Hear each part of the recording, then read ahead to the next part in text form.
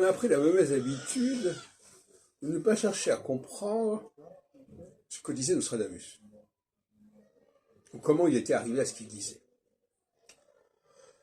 Et récemment, je me suis dit, mais il faut quand même chercher à comprendre. Je n'ai pas de dire que Nostradamus a parlé de 1567, la naissance de l'Antéchrist, et de ce fameux Marcelin, dont il dit qu'il faut enlever le R pour devenir Marcelin, etc. Mais il faut comprendre ça, ces techniques de travail. Techniques de travail, d'ailleurs, qui ont inspiré les quatrains des almanachs, qui reprennent la prose de Nostradamus et la versifient.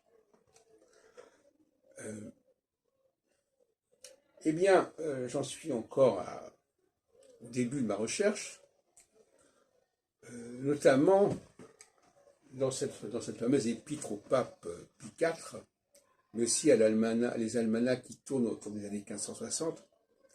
Il faut bien comprendre que, autant que puisse en juger à ce stade de ma recherche, Nostradamus s'intéresse à un rythme de 7 jours en 7 jours.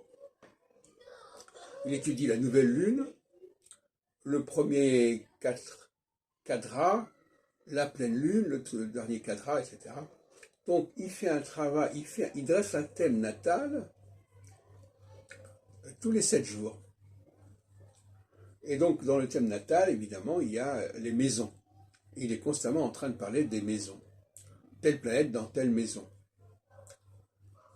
Et c'est comme ça qu'il travaille finalement.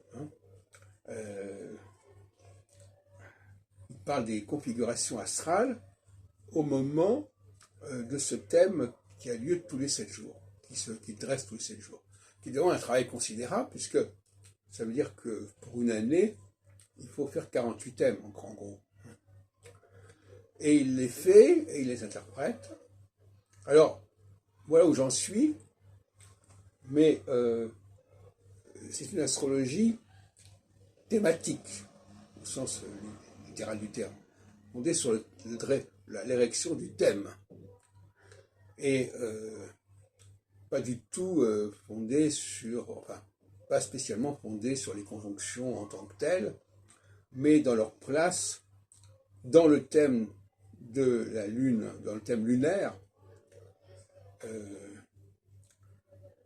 dans quelle maison ça a lieu.